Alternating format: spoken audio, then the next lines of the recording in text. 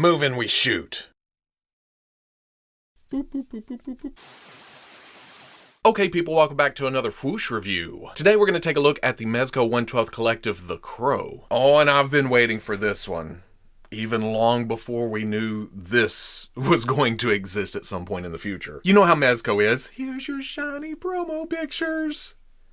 Figure comes later. But even before this, I was yearning for a good Crow figure. Now, there's been some in the past, and I think I even bought a couple, but it was mostly for custom fodder. I wanted something I could pose around, to put into dioramas, to play with. And yeah, I got the Hot Toys, but those aren't really play-friendly. Because it's one of the few movies that I saw multiple times in the theater. And I can't even say that about Star Wars movies. Any of them. Really, I may have seen a couple twice, but this, it was 4 or 5 times. So I needed it in plastic form. Or, well, I guess in this case, plastic and soft goods form. Choking hazard, small parts, don't put them in your mouth. Oh, the Mezco tray. It's been a while since I've opened one of these. Got some instructions for the Crow accessory stand assembly. Welcome to the 1/12 collective. Oh, under tray. Always nice packing and even presentation.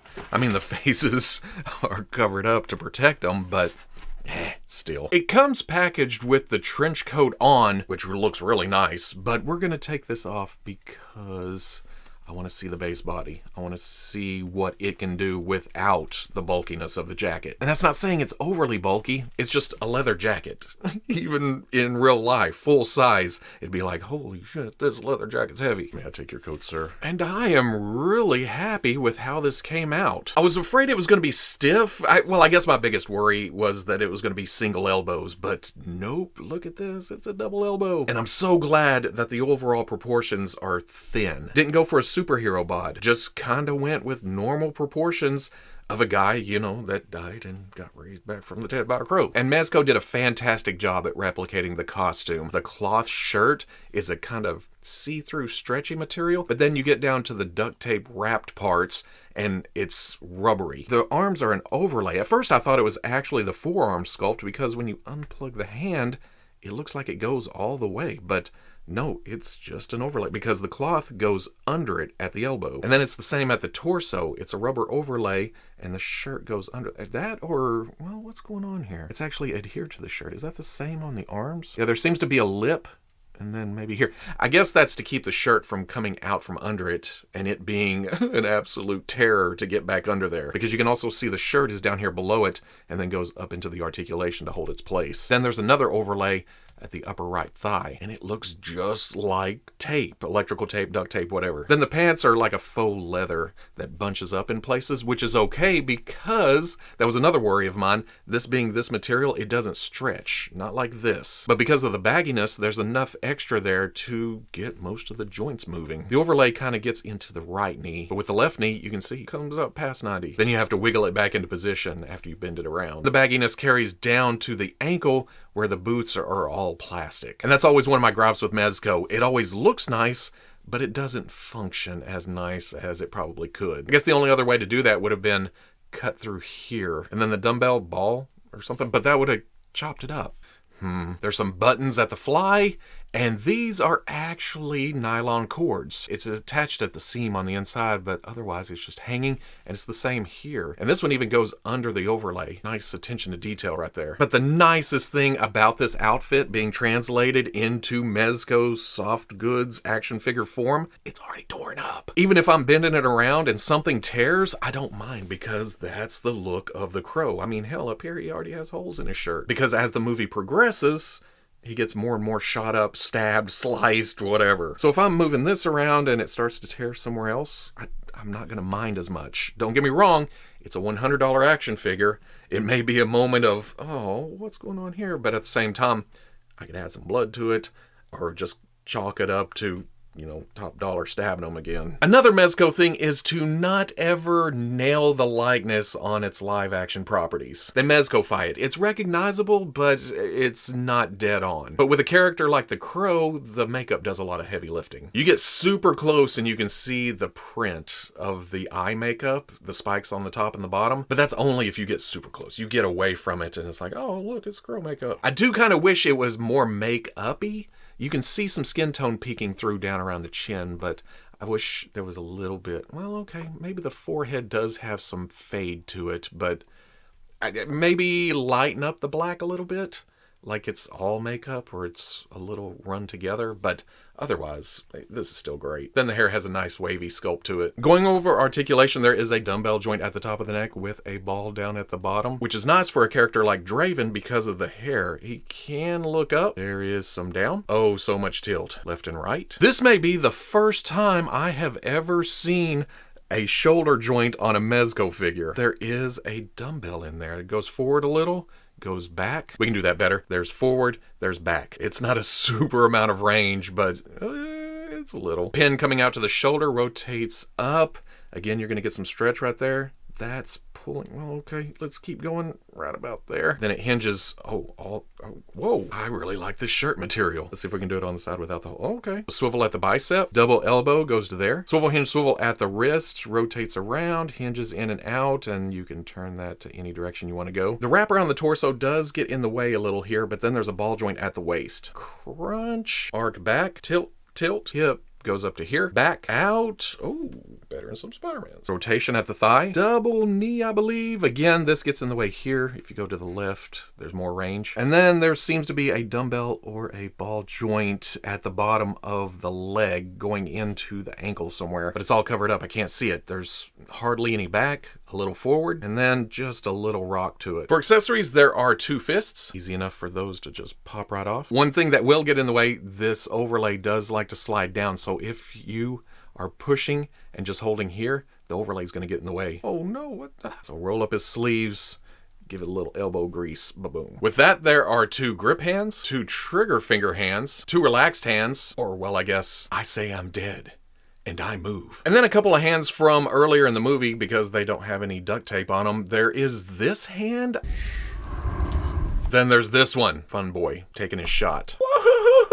I mentioned the guitar, so we might as well look at it next. The strings are sculpted on, but nicely painted, and then separate little keys. Plus the silver studs that are even on the back. Look at that. And then a cloth strap that are, well, cloth, faux leather, whatever it is. And it looks like you can adjust that a little bit, but I don't want to go pulling too hard on it. Oh, no, there it is. You can open it up a little or close it back down. Katana from where he finally tracks down Skank. Have the weather vane or lightning rod or whatever it is. It looks like metal, but it's not.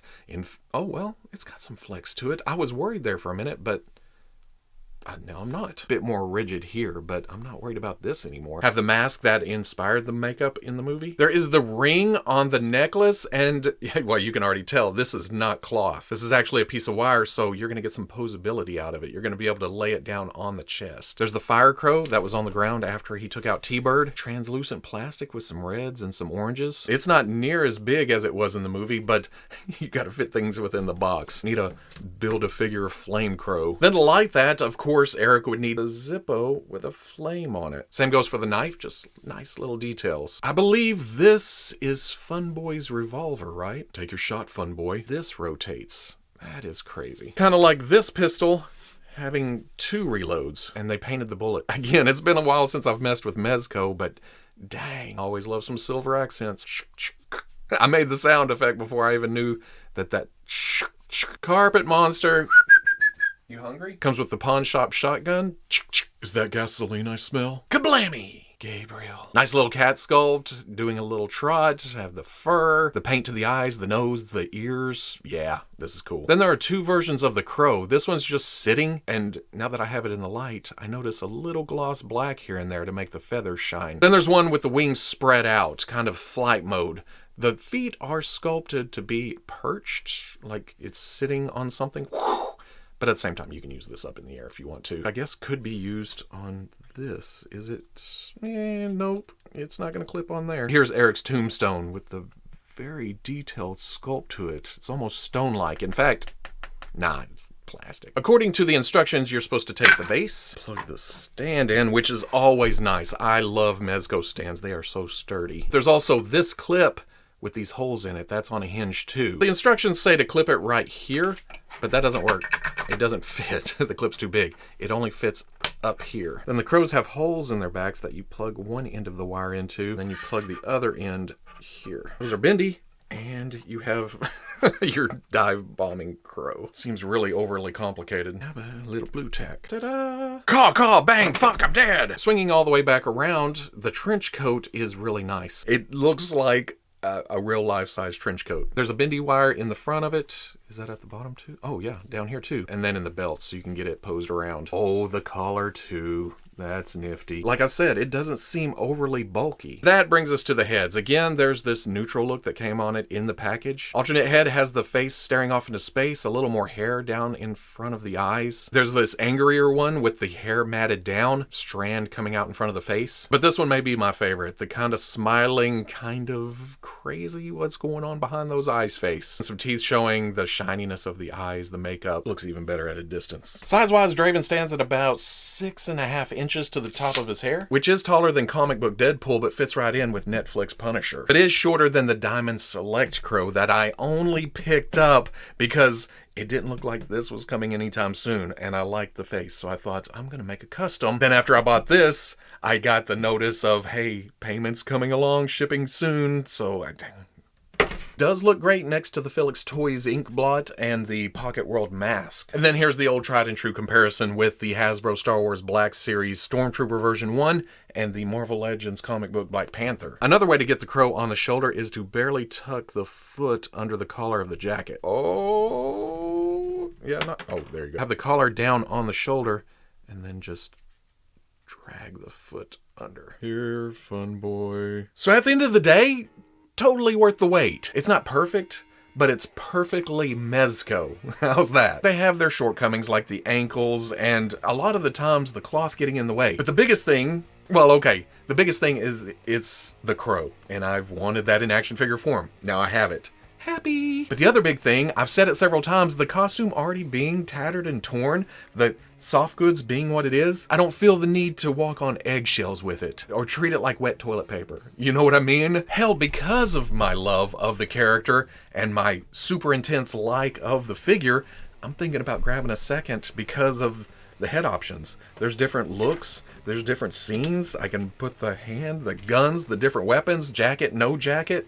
I need a chair. The idea is just whoosh, and that's always the sign of a good action figure, for me at least. So if you enjoyed the review, comment, like, subscribe. Much love to the plus. If you're interested in seeing videos early or in a position to help out the channel, patreon.com. Wherever you may be watching this, I'll always catch you on the Fwoosh.